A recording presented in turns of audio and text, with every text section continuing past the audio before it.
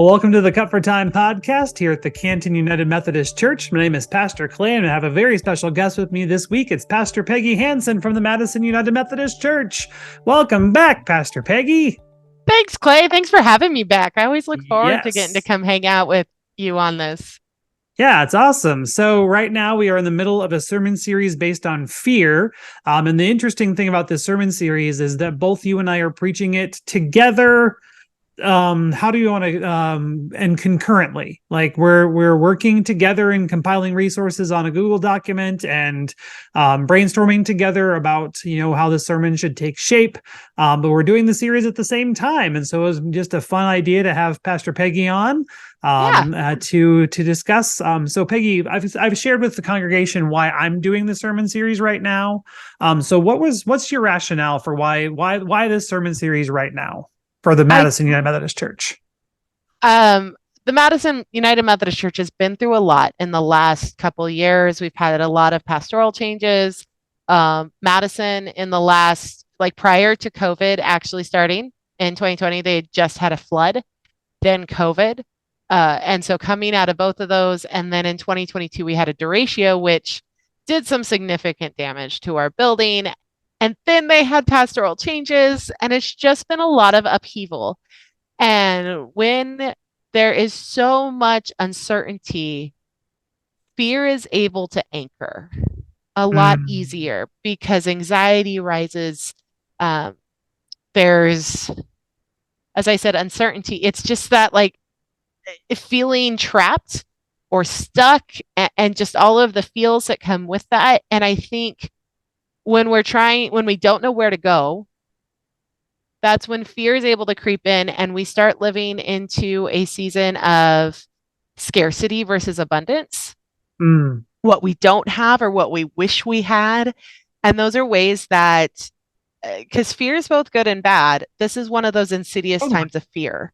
And so as we were getting ready for the end of the summer, looking towards building, leading into a capital campaign to do some of the construction projects, the roof has gotten done and we're moving forward with some of that. It was, let's acknowledge what we're carrying and how do we have faith in the midst of this with all of the fear that does exist, because it's not that people of faith don't experience fear.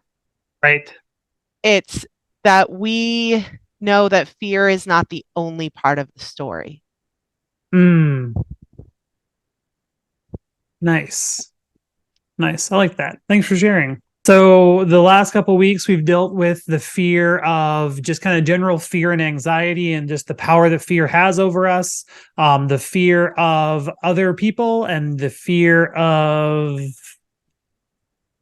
loneliness and isolation and disappointment and all of that internal struggle where we'd rather go I don't know if you ever had this encounter with your parents, but it's for me, it was, Mom, I want you to be angry with me. Don't tell me you're disappointed. I can't handle your disappointment today. I need you to be mad at me. Because the disappointment, and you and I happen to also be recovering people pleasers. And I say in recovery because it's like AA. Totally.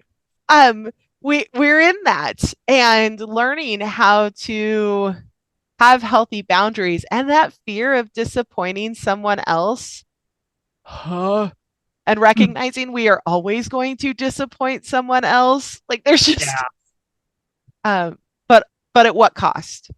Right. And that's why I appreciate that level of, what both Hamilton talks about and as we've talked about and explored of how do we change some of those perceptions? I really appreciated your intro to this sermon because the perception of introvertness equals intelligence, because the ones that always seem to be lifted up and were viewed as smarter were always the ones that were more quiet and reserved or demure. And definitely. That was never me. Right. Yeah, same. Yeah, I was thinking about that. One of the things I ended up cutting this week was just kind of some of the rationale but behind how I came to that conclusion. And like really, throughout this entire sermon series, I've mentioned one of my professors in college, Dr. Kimlin Bender, of just being this very, very intelligent person of whom I was deathly afraid of in college.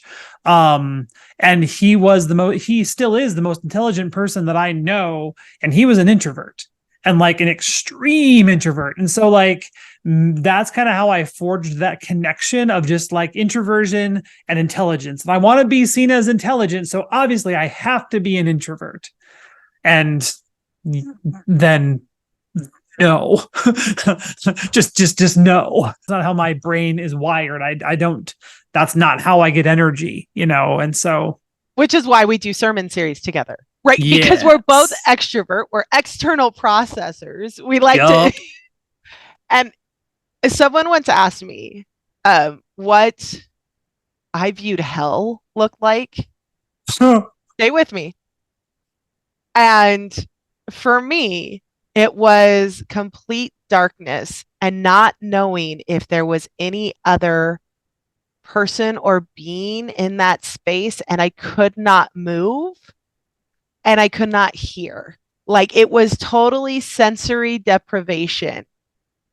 And to me, that was the worst, because in it, I'm left with my own thoughts. When I have to go introvert time, it's very focused in my thoughts. When I'm still in an extrovert space, it's still very scattered.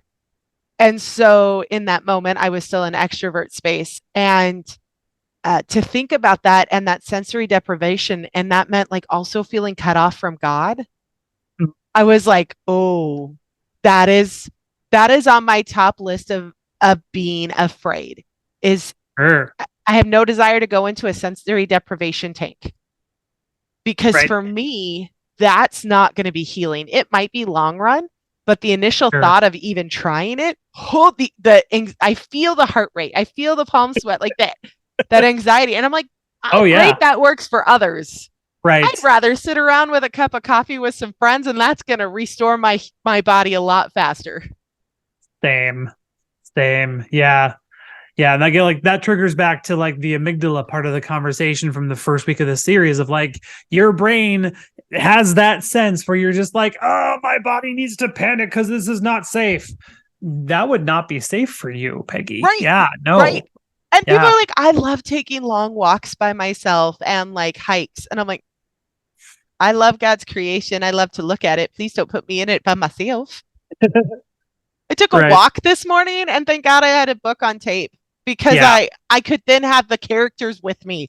That's how extroverted I am. Oh, and so there's that level of introversion that is a fear for me. And so loneliness in that true isolation space is... I feel that in my very, very core. Yeah, definitely. And I mean, and I think that like, the good news from the sermon and the good news from the gospel is that we're never truly alone. We're never cut off like that, even though life can make us feel that way. Like the circumstances of life. So like, I mean, this is back to school for us here in Canton. I don't know when's back to school for you in Madison. We start school next week. Okay. So next Tuesday. So we're doing our backpack blessing on Sunday. That's like the one part difference in our series. Nice. Yeah. So like, I mean, that was where I focused most of my attention, but like, I mean, I very subtly at the end of the sermon mentioned, like losing your spouse to death. Like there are different ways we can come into that feeling of loneliness. And like, it doesn't have to be, just new school or figuring out life by yourself all over again. It can be, at any point in time in our lives. And it can be when everything feels like on the surface, it's fine, but yet we can end up feeling this isolated and this cut off. And, what do we do with those types of feelings? And how do we, how does our faith navigate, or how does our faith help us navigate, those realities? Right. And that's why I'm so thankful that I have faith, because there have been times of those depths of isolation, of grief, of like identity changing, like, I've lost both of my parents, my biological parents and my stepdad. So like I am an orphan. that changes your identity and what that means in family systems. Sure. It can be the grief, the loss of a pet, or the loss of a friend, like something, and it could even be like as silly and microscopic as it seems in the big picture, losing your favorite writing utensil. Oh yeah. Because there's something of the familiarity with it, and it's enough that you're like, this is just throwing off my whole day. It's like walking around with your pebble in your shoe that you just can't quite get out, and it's uncomfortable. Right. And it's those moments that we're like, okay, I know God is with me. That's easy to know, but how do I feel it? Definitely. I heard something once, and I don't remember where. So if the author of this quote happens to see this, please let me know. It was in regards to Jesus when Jesus calls Peter out on the water and to walk on the water, and Peter comes out and he's looking at Jesus, but the wind blows and the waves start to rise and Peter sinks. And Jesus says, "You have little faith." And so often we think of that in a way of like punitively, like, come on, why didn't you have enough faith? Right. Versus, dude, you had little faith. Like in the size and the amount, like faith, like a mustard seed, that's not huge. So what if we actually looked at the size of like, hey, you had faith, you came out, now keep it and let it grow. So even when the waves and the storms are right, how do we keep our focus on Jesus and what that looks like? And that's why I very much appreciated when Hamilton gets into the conversation on grace, he uses the thief on the cross. Yeah. Because when I was in a serious low point, like my mom was dying of cancer. I didn't have money to get gas. I was still trying to be in college, working 3 jobs, like just the exhaustion of it all, right? And I'm like having this poor little breakdown on my pastor at the time because he like pulled me aside and goes, "Hey, you okay?" And I'm like, "No," I just yelled at him. God bless him. His name was Carl Stuckenberg. He's fabulous. He's out in California. Fair. And he just looks at me and goes, "Peggy, what do you think's next?" Like he asked me a question. He's like, "What do you think is next for your mom?" Because we knew at this point she was dying. Sure. We prayed for a miracle, but expected reality. And I said, "Well, Jesus promised the thief on the cross, today you'll be with me in paradise. So there's got to be something more. And that's what I'm holding on to." And he said, then believe that for yourself too. Also, here's a gas card. And I was like, okay. Fear is not the end of my story. God is not done with my story. As a person of faith, death is not the end of my story. Right. And the fear of isolation and solitude, that is not of God. Because God doesn't want us to be alone. When God created humanity in Genesis 2, God's like, let's create man. Cool. Oh, we'll give man all the animals and all this. Oh, that doesn't seem to be enough. Yeah. Humanity, man needs a partner. Yep. The first relationship, the first crisis in the Bible, the first time God says it's not good. Yeah. Is a relationship crisis. Yeah. And I'm like, okay. Yep.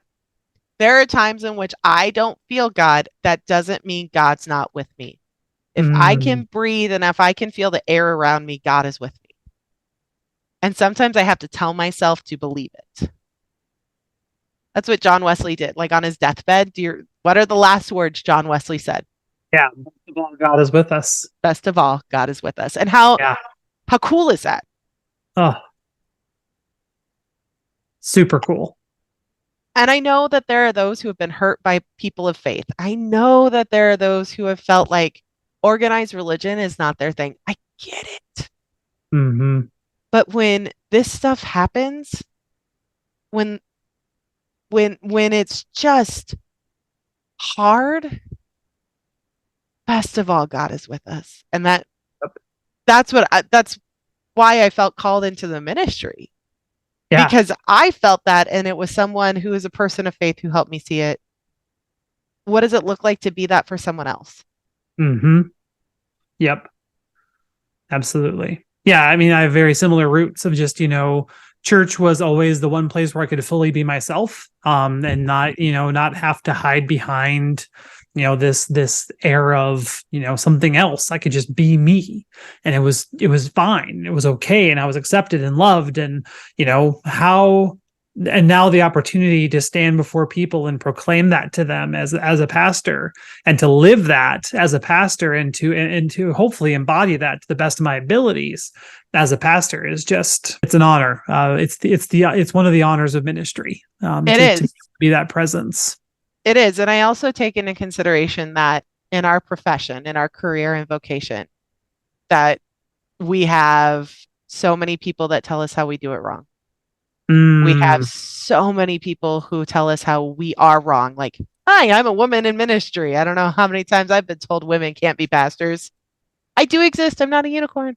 Thank God, United Methodist Church exist. Right. And I think about how I know so many of our colleagues and friends have left the ministry who have felt the burnout and the exhaustion, because it can be so isolating. Oh, yeah. It can be we sometimes feel like failures a lot.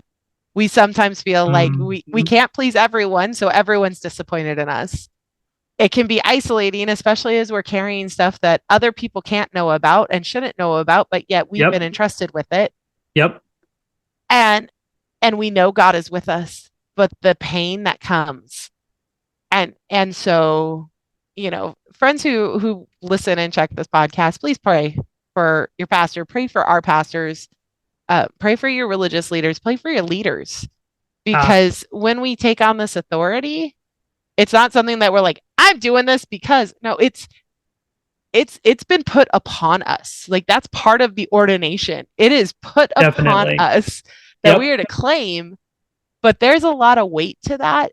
And again, that isolation can really come in, which then can build that loneliness, which is why, I'm thankful that we've been through so much life and ministry together. In 2000, we met in 2012?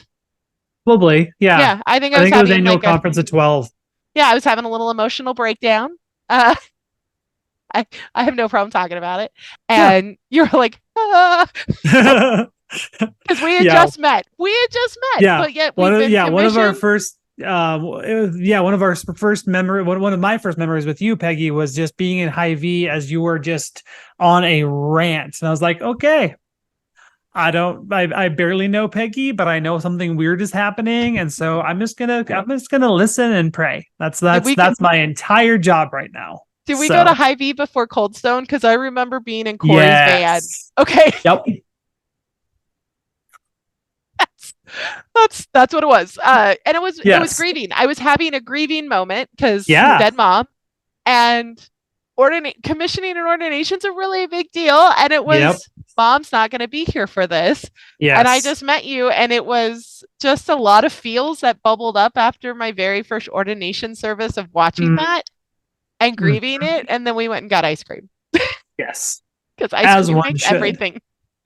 Definitely. And then we got commissioned and ordained together. And my child and one of your child are close in age. Simon and Lillian. Yep.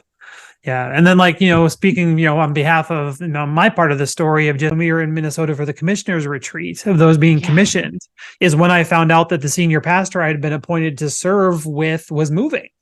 We were in the middle of this retreat, and that whole year had been so weird to be my first year of ministry and my last year of seminary. And, and then all of a sudden I get a phone call out of nowhere when I'm in an entirely different state saying, oh, hey, by the way, I'm leaving. Let me pull the rug out from underneath you. Yeah, you're about to make a monumental step in your vocation. Yep. Yeah. Yep. And I felt, because you're not supposed to internalize things like this and think it's your fault, but is it something that I did? Did I, she'd been at the church that I was at for 17 years. And so that makes sense because we're United Methodists, that it makes sense that she was going to move, but it's still just the timing feels weird. Well, and it was a late appointment, and it wasn't, it was done in a different way. Yup.